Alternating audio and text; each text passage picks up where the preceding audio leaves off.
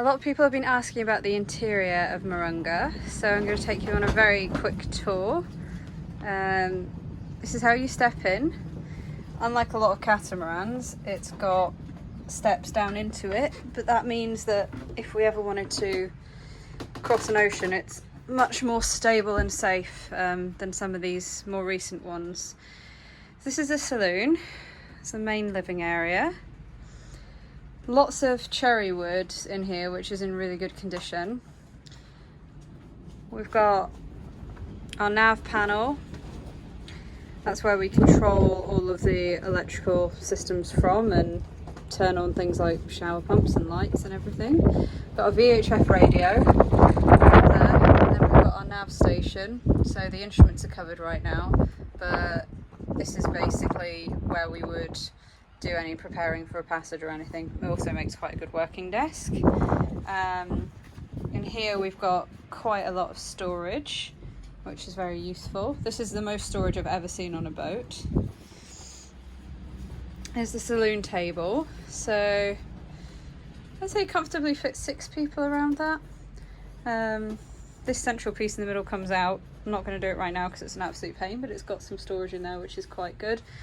And then we've got these sliding doors through, which I'll show you what they lead to in a minute. And we are considering this wall not being cherry wood anymore, just to brighten things up a bit, because there's quite a lot of damage down there. Otherwise it's in really good condition, but we may paint that white. There's storage everywhere. Even this step down here is storage in there. And we come downstairs and it's open plan, and you come down into the galley. I never wanted a galley that was in a hull, but the plan of this makes it okay.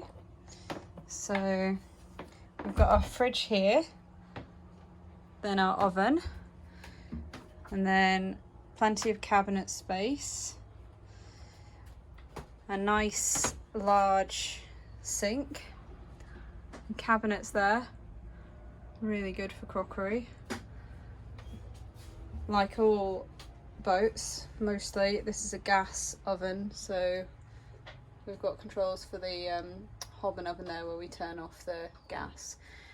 We'd quite like to put more solar and more batteries and everything. And then if you come through the galley, you've got the forepeak cabin. It's essentially the smallest cabin, but it's still comfortable for 2 people. A wee step there to get up, and then in here you've got this really strange thing which I've never seen on any boat before, which is the cross bunk cabin or cross cabin. And you see those little sliding doors there that we could see from the saloon actually come into this. So at the moment it's providing good storage space. I'm not sure it would be used for very much else, but I don't know, if it was cool enough it would work as quite a nice little TV room, to be honest, because you could get really comfy. There's more storage there. We'll fill that up in time. And we come back through the galley and we have got our starboard accommodation. So you go in through the heads, underneath there is the loo. So you lift it up, there's a loo. And behind the door you've got a basin, and like a traditional boat one, you pull that out and that is your shower if you can get it back in. And then you've got a generously sized cabin here. That's a queen bed. Again, you step up onto it. The headlining needs a little bit of a touch up or replacement. That's one of the things. This I quite like. Flips up and you've got like a dressing table space. We've got decent sized wardrobes there. It's a good sized double cabin really for where it is. And you come back through and up. So that's the starboard cabin, starboard hull. You come back across, and now we're going into the port hull, which is the owner's hull. Step down. I should go first into the master cabin, which is really big, really bright, lots of cupboard space there. I really like the space in here because sometimes master cabins still don't have a lot. We've got drawers in there, got clothing storage in there, and we've managed to absorb all of our clothing really quite easily. Extra storage here, which is just useful for bits and bobs. Same size bed as in the starboard hull, so another queen size bed. It's a little bit of a, you know, getting used to having to climb over, because we're used to beds where you can get outside. There's a little step there to help. I think what we'll do is either install another step on the other side, or just have a little folding step stool. This has got the same lift it up, more storage and a mirror. And then again, we've got a good sized wardrobe tucked behind the doors. And then you come out, and this area is mostly used for storage. This is our full size fridge freezer. So underneath there is more space underneath the brown bits, and you can use that as a freezer. And then the top space is a fridge. It's a really good place for keeping drinks, basically. More of these kind of raised storage spaces, which are going to be really good for keeping food. At the moment we've got things like mangoes in a bag.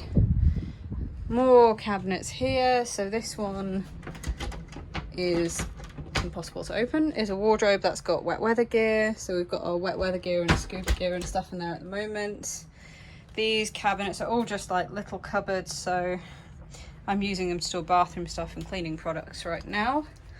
And this cabinet is our tool locker, tool shed. So that needs some going through. You need to figure out what's in there. And then this is our master heads. So this is probably the room where we want to make quite a lot of change. It's quite difficult because it's this moulded plastic, but it's badly discoloured. The only thing I've done so far is this had a seat across it like the other heads did, and it dug into your thigh when you sat down. So I've removed it for now. Could possibly make it comfortable by cutting it down, or could just leave it out. And this has kind of got these storage pockets, but it doesn't have, apart from a fairly shallow cabinet under there, any storage, and it just feels like this whole thing is a void, so it just feels like dead space. So what we're thinking is we might get some gel coat paint, scrub this down and paint it and refresh it and get rid of some of the staining that's come through, and then just literally cut into this and create like 3 cabinets or something. We could potentially mount some cabinets up on the wall, and again we've got quite a lot of space up here which just isn't being used, which is quite unusual on a boat. And finally we have got our shower, which I love because you can open up this hatch. I haven't got it fully open at the moment, and you've got basically an outdoor shower, which is really pleasant, and you can sit down on a seat. But normally when you shower on a boat, you don't bother, it's going to be a shock for some of our friends when they come and say, you don't bother to mount it even though it's got a rail, because you just pull the trigger. It's not on right now, you just pull the trigger and spray yourself down, and then soap yourself and spray yourself again. Obviously if you're a boat owner you know that, but it's for the benefit of our friends. Then you come back out and you're in there. So yeah, it's really spacious. It's got a lot of storage, and so far we're finding it very comfortable. And the interior is in fairly good condition in some places. Obviously the cherry wood is really well preserved in a lot of places, but in other places we definitely want to do some work to tidy it up. These blinds that you can see there are really badly rusted, and they're a fairly quick fix. We might take out those orange door thingies and just stick a curtain in, because there is a space for a curtain in there, because I doubt we'll ever have anybody sleeping in there ourselves. And we have looked at the price of replacing some of these kind of panes of glass up there, which are badly UV damaged after 24 years, but we may or may not do that because it's fairly typical. And then Colin is sitting elegantly outside. This is one of my favourite things. It makes me think of a spaceship. But yeah, that's our home for a wee while at least.